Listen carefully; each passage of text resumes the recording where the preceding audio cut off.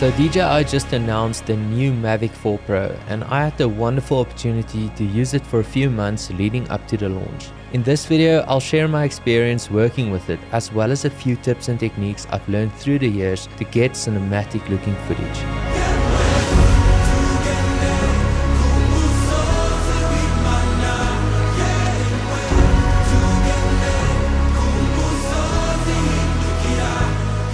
When I say years, I mean 10 years, because I've been flying drones since the Phantom 3 was released in 2015. During this time, I've witnessed every improvement, minor and major, so I will be the first to say that the Mavic 4 is not a minor upgrade. It's the culmination of everything I ever wanted in a drone. This is the final piece of the puzzle that bridges the gap between prosumer and high-end commercial drones. The coming together of years of upgrades, finally realizing its full potential.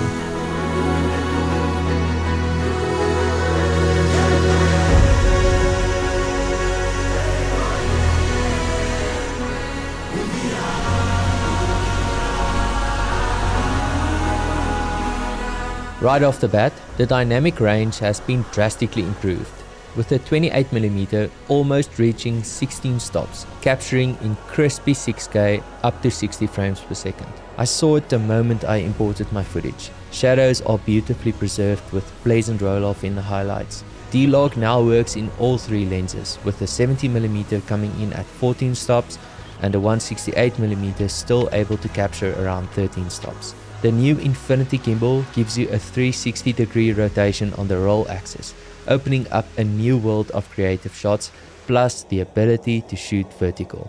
Now, before I ramble too much about specs, I want to share a few tips. One of the first things that you can do to get more cinematic movements is to adjust the sensitivity of your controls. From the speed of moving, turning, tilt of the gimbal, and also the responsiveness of the sticks. This will ensure smooth flying with more control. Now, unless you fly in cine mode, getting those smooth movements is going to be real tricky, and I personally find cine mode to be too slow for majority of the things that I shoot. I mostly fly in normal mode and sports mode. I'll elaborate a bit more about this, but first take a look at my setup. In the control settings, go to gain and expo tuning. You can copy mine if you like, although you still have to experiment with it yourself. The most important adjustment here is the expo, and mine is set to 0.1 on all three.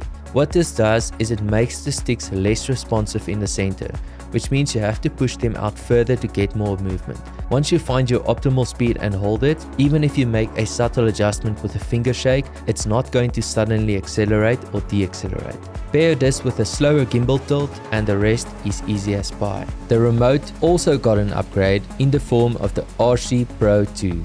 128GB of internal storage and a screen that covers the entire remote with the ability to fold and rotate, should you wish to shoot vertical. I used to live by this rule that you always need visual line of sight when flying sideways, backwards or downwards. Sadly, this is not always possible unless you actually change your physical operating position, and in many cases it's not practical. This is where the omnidirectional obstacle sensing cameras come in. These also received a major upgrade and are much more intuitive and display at a higher resolution. I got so many shots that I wouldn't attempt in the past because I was able to fly fast and judge obstacles with confidence. If you factor in the bigger screen, it's even easier to see your surroundings, making these cameras extremely useful. Now, there's a difference between obstacle sensing and obstacle avoidance. As much as I love the idea of the drone avoiding obstacles, mine is always turned off. Because if you truly want to up the production value of your shots, you will need to fly closer to subjects in the foreground, making movements look even more dynamic. In the instance of flying really close over something, I generally prefer to have a clear line of sight. Here I try to get behind the drone and push forward with my eye also on the bottom, just to make sure I don't clip it. On a side note, all of these clips are graded with my Cine LUTs, and the collection is on sale at the moment. It comes with a mini grading course and a dedicated lesson focusing just on Mavic footage. Link is in the description. When it comes to actual movements, there are only so many moves you can do, and I'm pretty sure most of them have been shared here on YouTube. But if you truly want to create something dynamic, you have to combine them. Let's look at a few examples.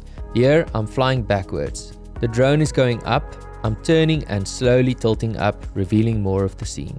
I also do this in reverse, where I push in towards my subject, in other words, flying forward, drone going down, turning and slowly tilting down. Things get even more fun when you do this with the longer lenses. This was shot on the 168mm, but the slight push forward makes it feel much more dynamic, and this can only be done in normal mode. It takes a while to get used to, but once your muscle memory kicks in, you'll find yourself doing this all the time. The Mavic 4 Pro now has a 70-degree upward tilt, which means you can shoot higher up in the air. In this shot, I'm getting a nice opposite movement by pushing forward and down, but tilting up with the gimbal.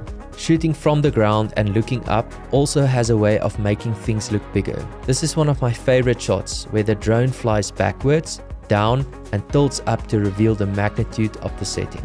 Once you master shots like this, it's easy to get caught up in only doing complex movements. But don't forget to get the classics, as it's still important for storytelling. When it comes to the longer lenses, your sideways movements will always translate much better than moving forward, and in some cases, cine mode will give you finer control, especially on the close-ups. A shot I like to do is to focus in on a detail like the lower part of the waterfall and then sweeping past a foreground, revealing more of the scene. Another way to elevate your moves is to fly super fast but have slow and controlled gimbal movements. It's easy to get caught up in the details and flying close to subjects, but getting those wide establishment shots are crucial to give context to your surroundings. A shot I do almost every time is pushing in fast from far away while flying down and tilting the gimbal up. What really blew my mind about this drone is the insane transmission. With 04 Plus, it's possible to fly further than ever before. I had quite a few scenarios where I pushed the drone further than what I was comfortable with, and I couldn't believe how well the signal was still transmitting.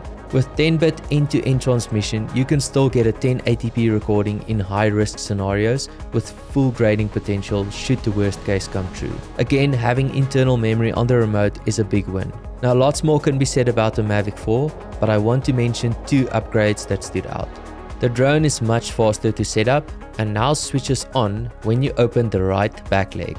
The batteries charge even faster and will give you a flight time of up to 51 minutes. Like I said in the beginning of this video, the DJI Mavic 4 is the culmination of every small upgrade through the years, finally realizing its full potential. It's never been easier to fly faster, further and safer, and it's made me fall in love with flying drones all over again.